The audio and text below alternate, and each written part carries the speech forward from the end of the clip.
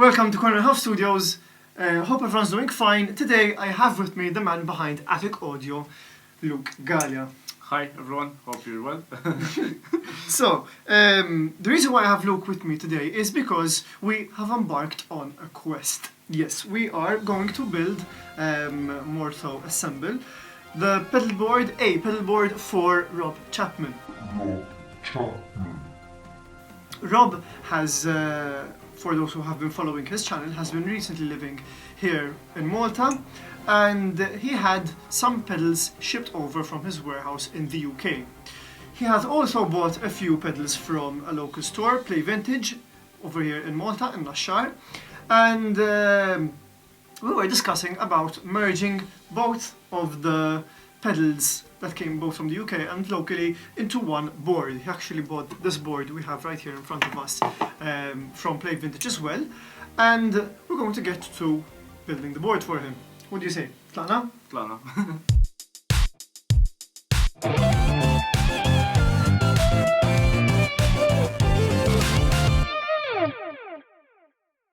So, first thing to mention before we start laying out the pedals on the board is showing the viewers what pedal board Rob had before. This is what Rob's pedals were shipped on. Actually, they were shipped in the pedal train case, but this is what the pedals were on in his previous board.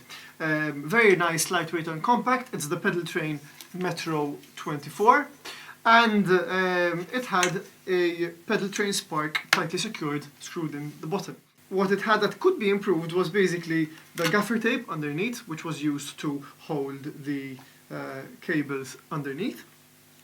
And we'll be replacing them with some adhesive cable tie holders and cable ties, of course. So yes, that is out with the old and in with the new. On to introducing the pedals that were on Rob's board and The new ones as well, which we'll be introducing. Exactly, the one that he bought locally. So we'll basically be pimping his pedal board up. So basically it's like a new show called like Pimp My Pedal Board. So starting off, we have the Mini one by exactly. Jim Dunlop. Yeah, Crybaby. Yep. We will be replacing most of the Tape which has worn off. exactly. Obviously, after quite a while of being on a like board. this. Yes. We'll be replacing the tape with the slightly stronger Velcro, the prickly side of the Velcro, with this from this row we have here, to rejuvenate the board. Next, we have a premium tuner. Exactly. Wazacraft. It's a Boss Wazacraft tuner that Robs likes to have on his board as well. Fun fact, it's just got an extra power out, which Yes. might be useful in some cases. Exactly. In any You kind of might board. be using it as well. Yes. Boss tuners have this, even other pedals as well, but Boss tuners are known for having like a 9-volt out to put pedal power up another pedal. Next, We have the Octavio by as well by Jim Dunlop, yes, the Jimi Hendrix Octave Fuzz called the Octavio. Why are we going to place this next, Luke? I mean, old fuzzes generally tend to interact differently with the guitar's volume level or impedance. Okay. And although this is a new fuzz, so it might not have this Yes, interaction. With, Quite a modern pedal which we can just take the rigors of the road of the guitar actually. going to Next. follow. We have Yes, this is the very thing by Rob's own pedal company called Snake Oil Pedals. Obviously, this has been on his board previously for obvious reasons, so we're going to include it in his board as well. So, next, we have the Mythos, also a Rob Titan actually, also Yes. a Rob Chapman signature. it's a signature pedal indeed, yes. It is it's a drive pedal, right? Yes, yes. Also, so it has a clip and a fat switch. Nice little switches to have. And that should be placed after the very thing. So, we have the Ages Overdrive by Walrus Audio. It's quite a recent pedal, I think. Yes, in fact this is an overdrive pedal with 5 modes, 5 sort of gain stages. Rob has also reviewed this pedal in a form of like this little narrative short movie kind of sketch. And yes, that will be placed here. Onto the top row of pedals, last overdrive or distortion. This is a pedal Luke is very unfamiliar with. I don't know what this one does. This is actually a pedal that Luke built himself. Yes. It's basically a kind of preamp and distortion. You've got an EQ section, a tight section. I like how you went for the graphic representation of the bass treble. There's no text. Yes, no text. No, this one has a lot of gain actually. This also got Rob's album art on it. Exactly. In fact, that is the Monkey artwork. Lord. Exactly, the Monkey Lord artwork from Rob's album Chromatic Aberration, which was released around last December, November, if I'm not mistaken, 2019. And just for fun, we decided to make it mean looking, because when turn it on, you've got the eyes of the monkey. Exactly. As you press on the switch, the two LEDs are aligned on the face of the monkey, which light up as it's powered. So, in fact, it's still a Velcro version, so it's going to be on its first board here. Next, we have the Boost or Line Driver by MXR. Yes. It's quite a straightforward pedal. Yes. So Boost, one knob. yeah. Up to 20 dB boost. Yep. Just simple enough. Exactly. Next. So, this one Rob got from Play Vintage in Yes. Nashar in Malta. So One of his this one, recent purchases. yeah. It's the Uni-Vibe by MXR. Yep. Simple, speed, level, and depth. And you have your Uni-Vibe. Next. So, Also a local acquisition. the infamous Phase 90 by Exactly. MXR. Quite a popular pedal. Yeah. Again, another single knob pedal. And it is the script Phase 90 because the font, the type font is actually written in script writing. So, Delay pedal, yes, the D7 by Mooer. Mooer. It's a tiny pedal, like mini size, but it's got like It's jam-packed with features. yeah, 6 different delays and the looper actually. Exactly, and the looper, which is very handy as well. Rather than actually being a pedal which allows you to change the settings on the fly or as on your board as you're gigging, it's jam-packed with features which allows you to choose just a few and stick with them on your board. However, very useful nonetheless. On to the last pedal. So we've got the Immerse reverberator by Nuenaber. It sounds German. Nuenaber! Let's actually see how it's pronounced. Hey everybody, and welcome to the Pedal Zone, and welcome to another edition of Riff and Run. We'll be taking a quick look at the Nuenaber Immerse reverberator. Nuenaber. So we've got the Nuenaber Immerse reverberator. Yep. It's also actually signed by Rob here on the side. This was one of the pedals that actually came on Rob's board from the UK. He really likes this pedal as a reverb pedal, and for good reason, because it's a very all the reviews I've seen and I've heard. they're very, very good about this pedal. And yes, it has different types of reverbs from wet, hall, plate, spring, shimmer as well, an echo and the detune setting. Plus, it's got a stereo in and a stereo out, so yes, as well. it might come in handy. So that is basically The last pedal to complete the chain. exactly. And on to now cabling up the Board and wiring. board. And So before we get to cabling, we'd like to explain this little orange box and the use we have for it in mind. So the pedals are laid out as explained previously. However, the chain is going to be split into two. From the wah until the, remind me, Luke? the drive. Until the attic audio drive is going to be running in front of the amp. However, from the boost line driver onwards, we're going to get that through the effects loop of the amp. effects loop. And this is where this box comes in. So this is basically a small patch bay that allows you to connect all your connections from the guitar and to and from your amp on the side underneath.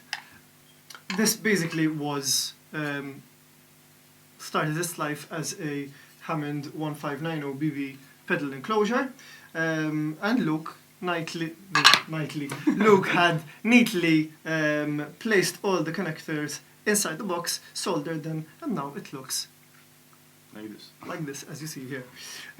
So basically all it is bridging a connection from one side of the enclosure to the other, and that is going to be placed underneath over here. And this is where it shall be velcroed on. So let's start with the cable. We have 1, 2, 3, 4. We need. And I think we have more. Anyway, if not, we have our box of supplies over here, which we can actually add more. So let's start with the first one.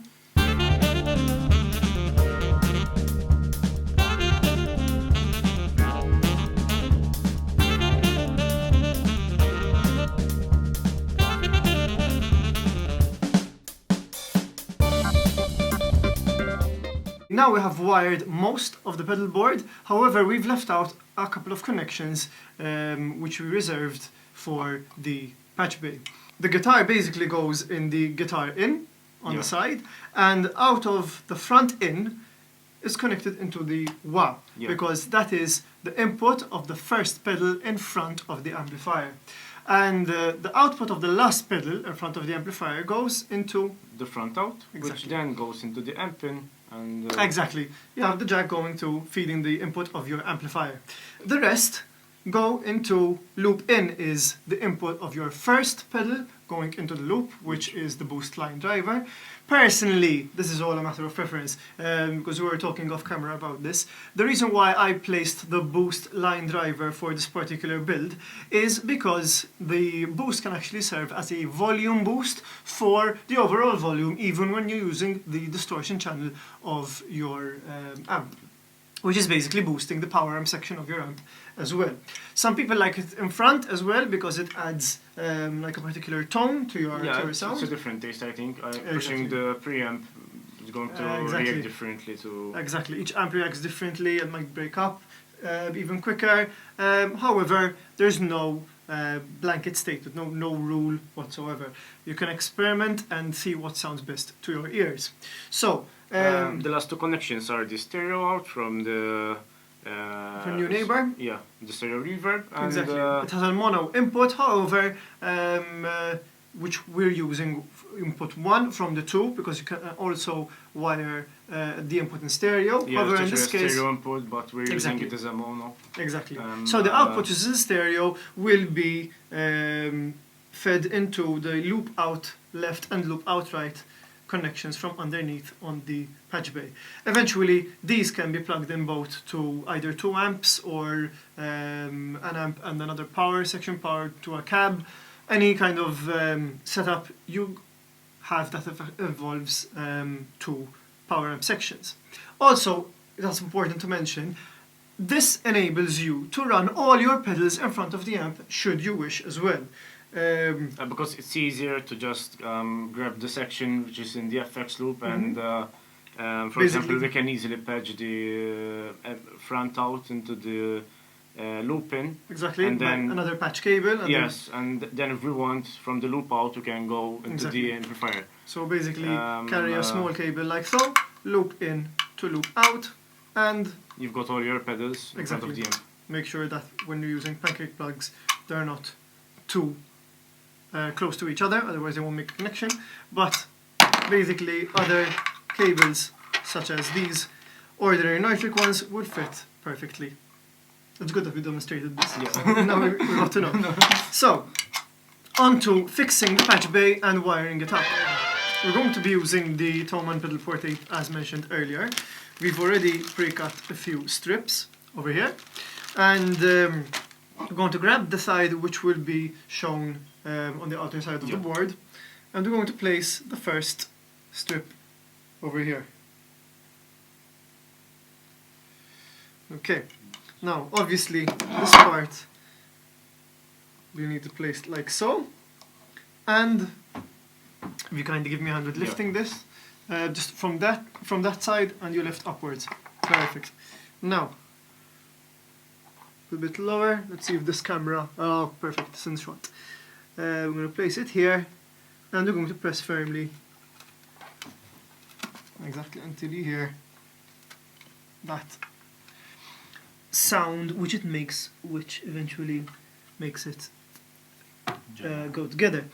So, after we have fixed the patch bay onto the underside of the board, we can proceed with actually connecting the end of the pedals in front to the patch bay, and also the start and the end of the stereo effects. Sorry? The stereo effects loop. It's stereo effects loop, exactly.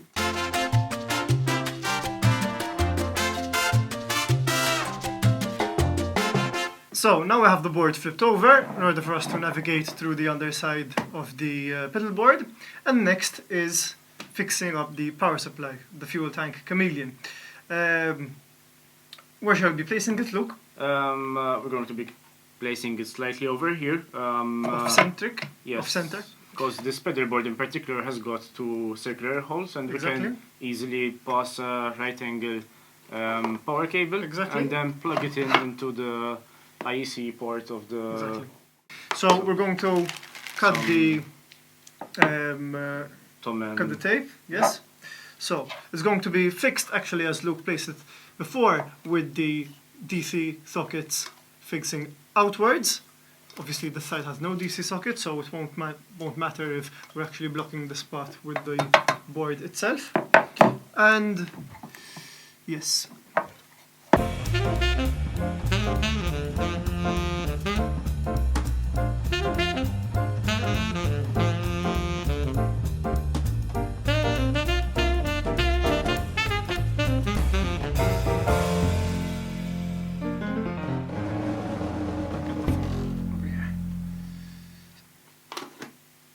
So this is how we placed the first pair of cables. These are coming from the stereo out of the Nuenaber, going neatly over the power supply and into the patch bay, onto the loop left and right outs. But obviously the other side will go through the returns actually of the amp or amps. Now, we'll be doing the same thing for the rest of the signal cables, and as well as the power cables. So now you will magically see the rest of the cable all wired up neatly as predicted.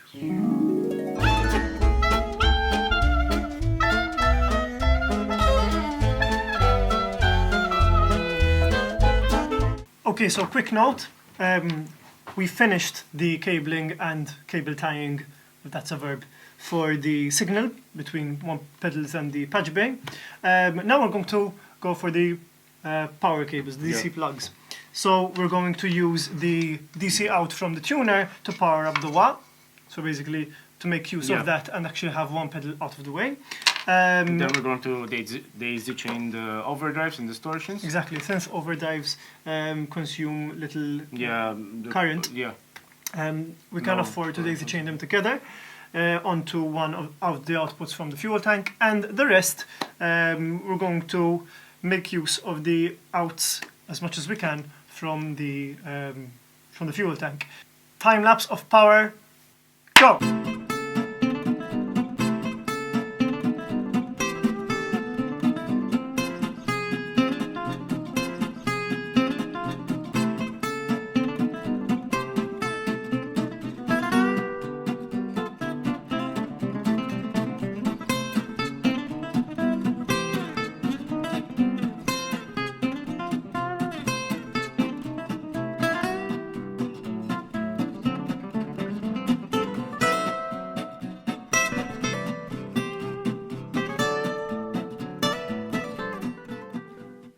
Okay, so finally the wiring on the underside is complete.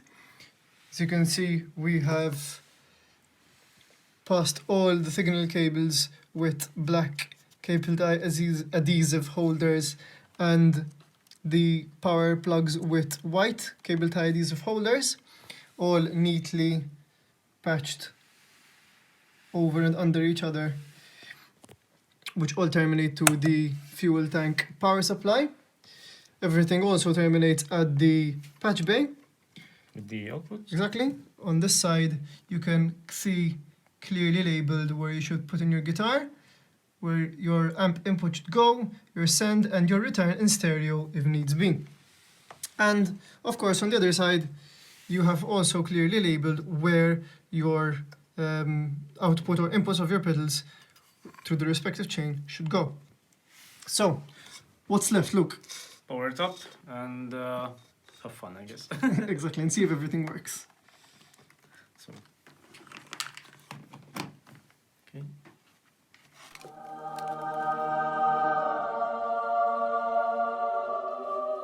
Success.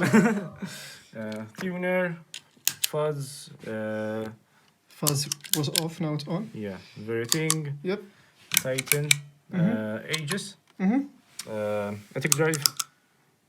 Boost. Oh, wait, do it again. These are the eyes we mentioned earlier.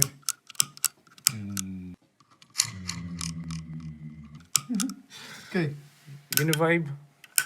Yep. Phase 90. And Mooer. And Nuenaber. There you go. Hope Rob will love this pedal board. Awesome. Thanks. Off to the sign off in 3, 2, 1. Okay, so we hope you've enjoyed the assembly of Rob's board.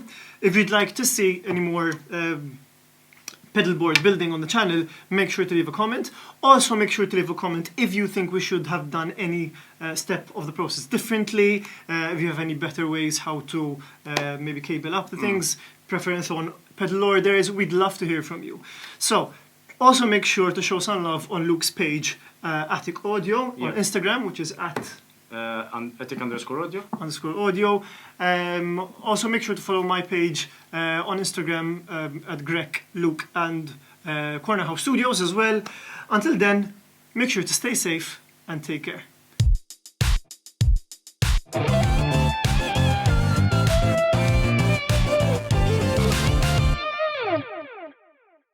Credits.